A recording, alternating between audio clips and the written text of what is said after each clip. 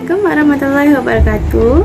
Nama saya Nurul Syazwani binti Syafi'i dan nombor matrik saya ialah 069159. Nama saya Muhammad Yusuf Firdaus bin Jus Osman dengan nombor matriks 069688. Hai, nama saya Nur Aisyah Farhana binti Nazir dan nombor matrik saya ialah 069972.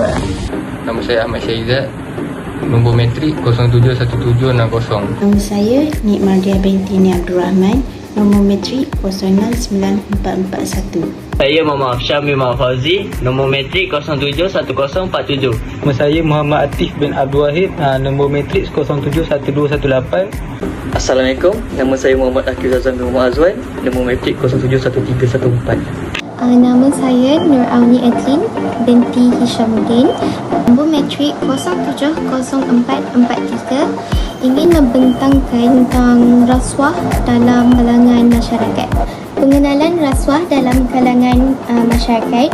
Budaya rasuah boleh diumpamakan seperti bara yang boleh menjatuhkan sesebuah bangsa dan negara.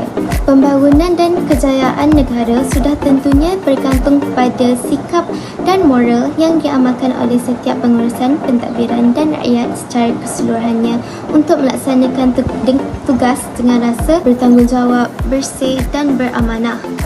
Rasuah juga boleh diertikan sebagai suatu pengkhianatan terhadap kepercayaan sama ada melibatkan pemerintah, lembaga swasta ataupun masyarakat umum. Definisi rasuah: penerimaan atau pemberian suapan sebagai upah atau dorongan untuk seseorang individu kerana melakukan atau tidak melakukan sesuatu perbuatan yang berkaitan dengan tugas rasmi. Suapan terdiri daripada wang, hadiah, bonus, undi perkhidmatan, jawatan, upah atau diskaun.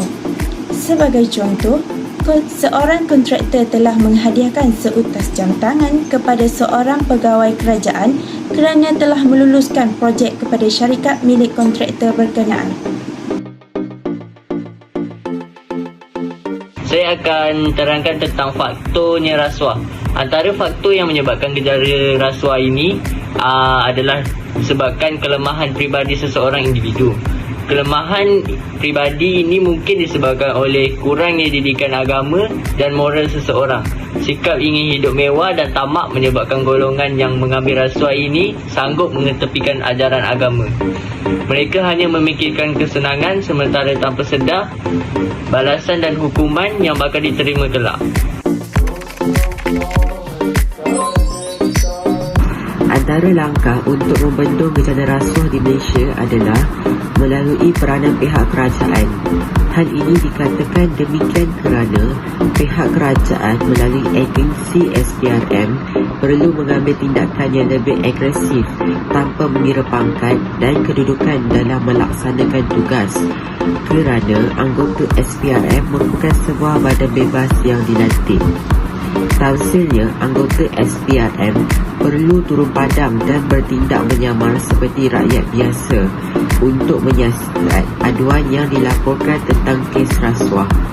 Dengan berbuat demikian, golongan yang terlibat dalam gejala rasuah boleh ditangkap dan dihukum berdasarkan undang-undang. Tindakan yang lebih agresif ini perlu dilakukan secara berterusan dan bukan sahaja setakat hangat-hangat tahi ayam. Oleh itu, siasatan terhadap golongan pekerja tanpa mengira kedudukan atau pangkat oleh SPRM sangat penting untuk membendung gejala rasuah di negara kita. Langkah untuk mengatasi amalan rasuah yang kedua ialah kerajaan mengenakan hukuman yang lebih berat terhadap golongan yang terlibat dalam gejala rasuah. Hal ini supaya golongan tersebut diberi pengajaran dan dapat menimbulkan rasa gerun terhadap orang lain yang hendak melakukan rasuah. Misalnya, pihak kerajaan harus mengenakan denda 10 kali ganda jumlah wang yang diterima atau diberi hukuman penjara selama 10 tahun dan ke atas. Hal ini menyebabkan orang ramai berfikir dahulu sebelum bertindak.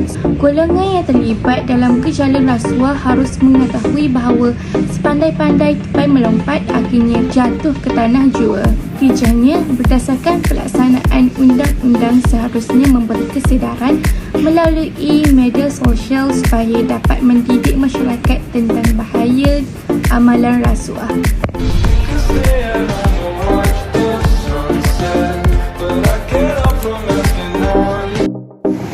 Antara implikasi rasuah dari segi politik ialah nasib rakyat menjadi taruhan, bukan perjuangan, kerana rasuah bukan sahaja menjejaskan kemajuan sesebuah negara, bahkan mempertaruhkan nasib rakyat dalam negara. Ini dapat dilihat sewaktu kempen meraih undi dalam pilihan raya.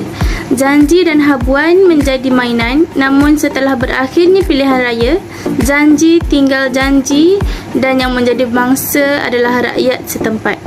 Seterusnya, melahirkan pemimpin yang tidak berkualiti. Sekiranya rasuah tidak dicegah, maka akan wujud satu negara yang dipimpin oleh mereka yang mementingkan diri sendiri. Realitinya, akibat gejala rasuah sesebuah negara yang maju dan pesat membangun, sekalipun tidak mungkin bertahan sehingga akhirnya tumbang menyembah bumi. Rakyat tidak ada lagi dahan untuk bergantung dan hilang tempat untuk berteduh. Terdapat beberapa kesan rasuah pada negara, iaitu pertama, melumpuhkan fungsi perjalanan sesuatu organisasi. Yang kedua ialah menyebabkan pentadbiran negara menjadi lemah dan huru-hara. Yang ketiga ialah menjejaskan imej dan kredibiliti negara. Yang keempat ialah melahirkan pegawai yang tidak amanah dan gagal dalam pentadbirannya. Yang kelima ialah pembangunan tidak seimbang dan saksama. Yang terakhir ialah menjejaskan kualiti struktur negara. Itu saja. Rasuah menyebabkan wujudnya situasi monopoli atau oligopoli dalam ekonomi. Pemilik perniagaan yang mempunyai kabel dengan pegawai atau pemimpin kerajaan boleh memanipulasi dasar dan mekanisme pasaran untuk meraihkan kuasa monopoli.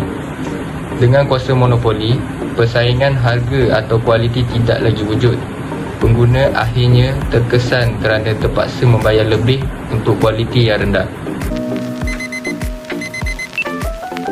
Dan sebulan rasuah di kalangan masyarakat. Untuk mengelakkan diri daripada rasuah seperti menawar dan memberi, membuat tutunan palsu dan salah guna kuasa, masyarakat perlulah mengadakan kempen kesedaran pencegahan rasuah supaya seseorang tidak mencuat risip, maruah dan harga diri kerana mengamalkan kegiatan rasuah di luar batasan dan peraturan yang telah ditetapkan. Selain itu, rasuah juga perlulah diperingatkan di peringkat sekolah dan institut pengajian tinggi untuk melahirkan generasi muda yang cemerlang.